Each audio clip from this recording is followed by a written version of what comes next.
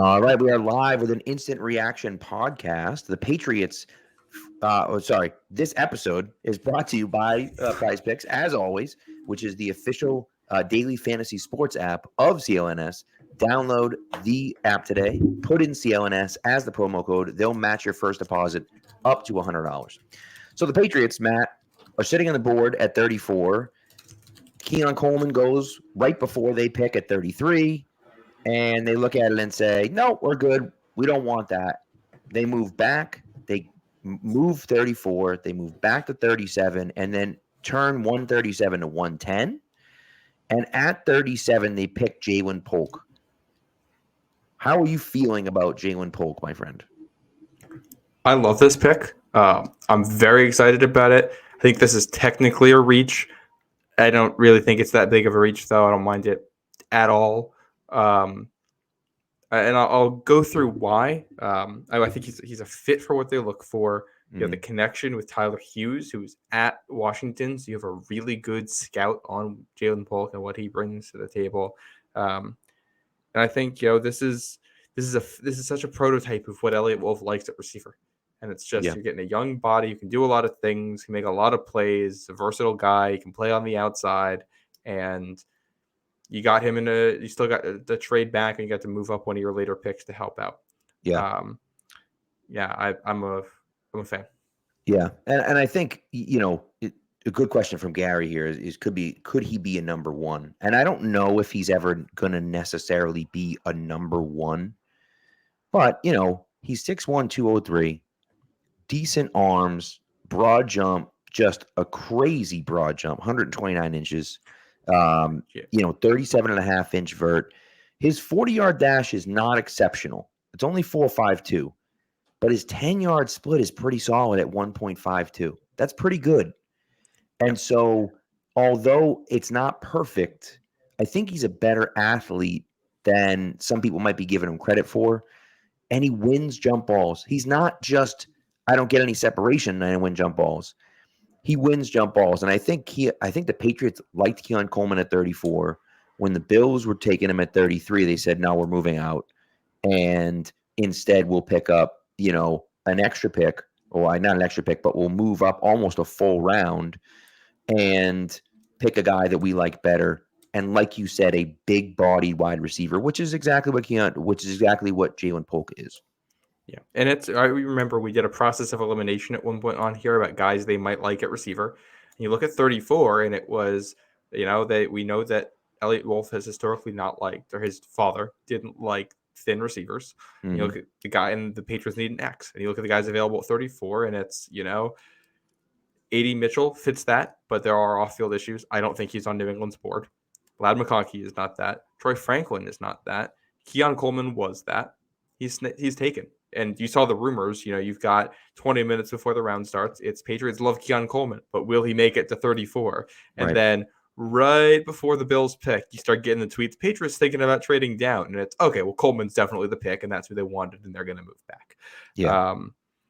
And Polk, he's over 200 pounds. I'm not worried about his speed. He's not like a deep burner type, but that's okay. He has NFL speed.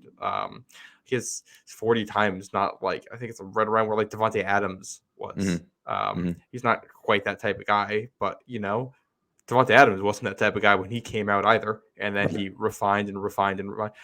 Side note, Devontae Adams was not good as a rookie. People thought he was a bust as a rookie, and he developed over a long time. It's a really good point. So, yeah, this is a guy who's improved every year. He's seen increased production. The way they used him at Washington, too, was like 60% out wide, 40% in the slot, because they like to mix up where their receivers are. But I think he can play outside a lot more. I think a lot of that had to do with Rome Odunze being there, and you're never moving Odunze out of that spot with the dude he is. Right. And like with what they want to do and what you need to do in the NFL, getting a guy who can be your X, who can win at the catch point, do all those things outside the numbers, but also kick inside when you want him to and be a matchup guy there too, I think is good. He was on the consensus board. He was somewhere around 70, and they're taking him at 37, which looks like a huge reach. But I think when you factor in what New England wants out of the receiver position, and also look at the fact that like things get pretty flat at a certain point. The difference in grades between a guy at 28 and 68 is not massive. And if New England had him a little bit above consensus and had less receivers on the board and it's a position in need, and you trade back and still get him, I think it all comes together in the process. Makes Well, sense. and that's really what it comes down to, right? Is that like, we got a run of D tackles going right now. Tavondre Sweat just got taken. Braden Fisk just got taken. There was another D tackle went already before the Patriots took. So there's a run of kind of these defensive linemen coming. I don't know if the Patriots are in on that. They could use another defensive lineman, but like, could they use a defensive lineman now at 37? Like, probably not, right? It's more like, hey, we'll take a shot on a guy later on. Or if Tavondre Sweat, who just went to Tennessee, which, by the way, Tennessee did the same thing with Jeffrey Simmons, where he was dropping down boards. They took him anyways, and he's dominated. Of course, a little different situation with Jeffrey Simmons than it is with Tavondre Sweat, but still, I think that it's a great process for them. And I know that was a different leadership. Doesn't matter either way. So, but I think when you look at that consensus board, you start to wonder, okay, who is on the board and what are they looking at? Sure, Cooper, DeJean, right, which that is the correct pronunciation, by the way. Cooper DeJean is one of those things where you look at it and say, okay, well, he's a better player, right? I think the linebacker, the hell's his name? Cooper is a better player. Oh, yeah. But they don't need those guys, right? So it's like it becomes a situation where it's like you're drafting for need and also the best player on your board, right? And so, and Wes brings up a good point. Like, he's going to be compared to Ladd, which, the Bills now running the same issue with Keon Coleman. Keon Coleman, the Bills moved back twice. Both of those spots, wide receivers were drafted in both of those spots. And the Patriots did exactly the same thing where they moved back 3 spots. Wide receiver goes in that spot. They draft a wide receiver as well. But again, if you like him, and this is where it comes down to it, like, if you like this guy, just take him, right? Maybe it's a little bit earlier. Maybe you could have gotten him at 68, but like, it seemed like guys around the league liked him. He wasn't making it to 68, I don't think. And so, what are you going to move back again and then hope he lasts to 45? And it's like, at that point, what are we doing? Just take the guy. Yeah, and he's good. I think I said 60. I think I said he was 68 before the consensus board. I was wrong. He's 62 on the consensus 62. board. Okay. Which it's only 6 spots, but that makes a little bit of a difference. At this point in the draft, this is a reach, but not a massive one, and a guy who, if this isn't, I know we think about wide receivers in the second and reaches. These are thinking Tyquan Thornton. This isn't that level of guy. The valuation here has to come with how you view different types of receivers, because there's different flavors, and in this flavor of wide receiver, it's Marvin Harrison Jr. and Rome Odunze at the top, and then Keon Coleman in the next tier, and then Jaylen Polk probably a half tier down from that. So take the guy you like. This also is interesting because it tells me they don't necessarily love the offensive tackles on the board right here, which I'm not surprised by. I don't think we're past the plug in and play starter point there. Polk probably can be a plug-and-play starter for your wide receiver core. You can play him at the X, Kendrick Bourne at the Z, and put Pop in the slot, and KJ Osborne can be your kind of jack-of-all-trades backup, or, as Bourne is recovering, Osborne is in the starting lineup or whatever, and you can rotate those guys. So I think it makes a lot of sense for what they want to do. And again, where are you going to go? And the tackle is an interesting thing. And so we'll kind of see where they go with tackle. By the way, the Eagles just moved up for DeJean. They traded 53 and 161 for 40 and 78. They had Quinion Mitchell and Cooper DeJean? Yep. That secondary is going to be lethal. So, but anyways, I think ultimately what it comes down to with Polk is that he's a pretty good route runner. He doesn't necessarily have that elite level burst where you're like, okay, this guy's going to, quote unquote, take the top off the defense.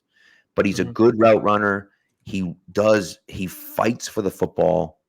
He actually wins those contested catches. He's one of those guys. Now, again, maybe he doesn't have quite the body that Keon Coleman has, although his 40 time was significantly faster.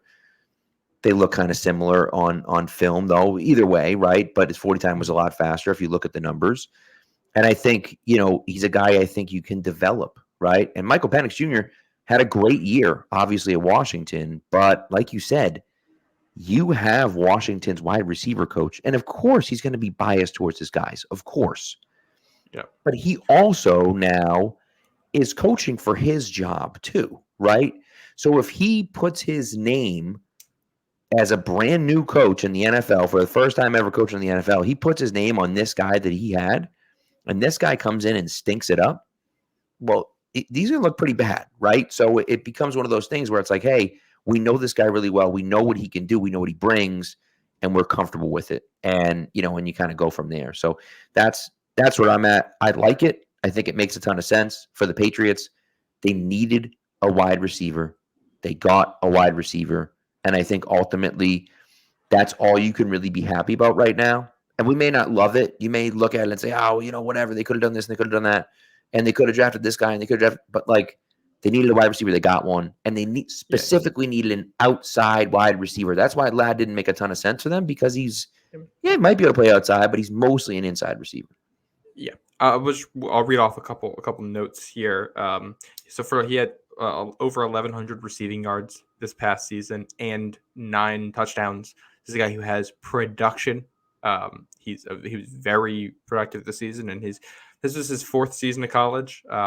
He he was at Texas Tech his first year, short season with the pandemic in 2020, transfers to Washington, gets hurt right away and redshirts. So his first 2 seasons end up being almost a wash. He has about almost 400 yards combined in his first 2 seasons.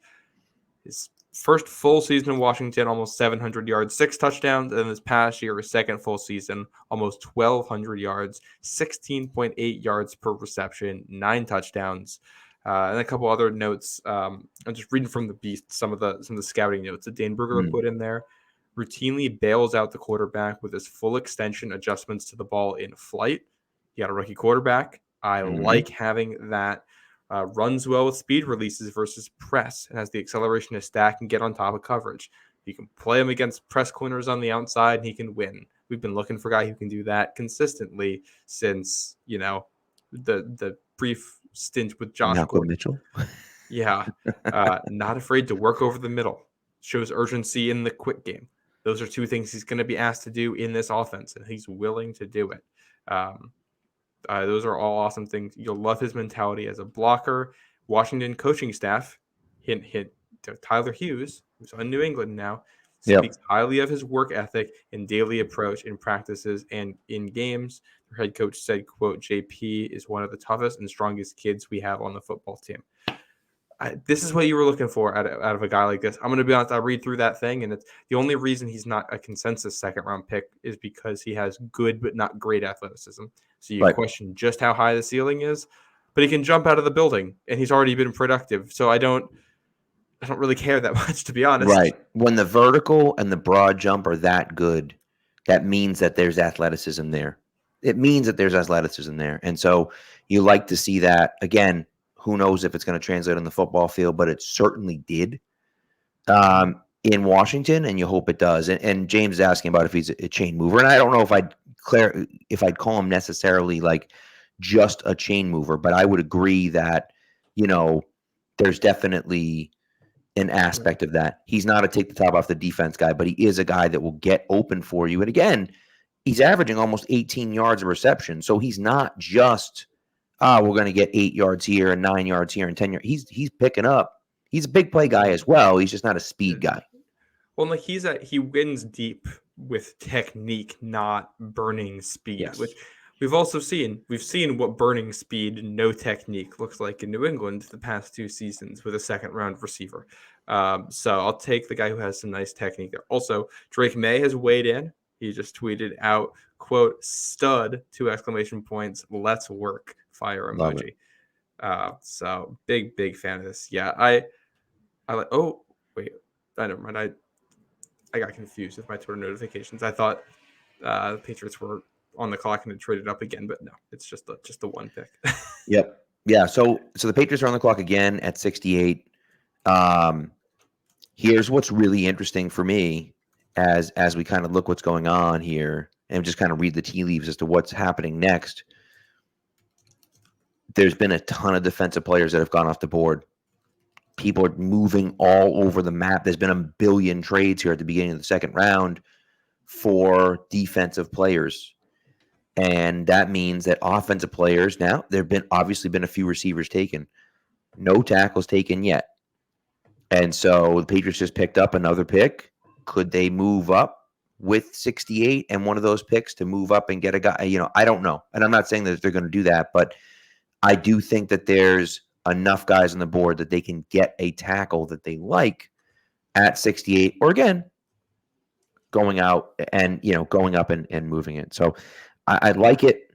I like it, and I think that this makes a ton of sense for them. And as much as we wanted a tackle, I think a tackle only made sense if they were able to get up and get one of those tackles, and they weren't. And so now you're looking at it saying, yeah, we probably want a wide receiver. And again, could you have gone corner? You probably could have, but wide receiver is a much more pressing need, and Jaylen Polk fills a specific need that you're looking for. And that, to me, is huge. And so that's why the Jaylen Polk move makes so much sense for me, and why I like it ultimately at 37. I'm a fan. So, all right. That's what we got. Thank you for coming out, guys. We appreciate it. And we will be back when the Patriots pick at 68 or before or after. Who knows? We'll see. But thanks for coming through again, and we'll talk to you then.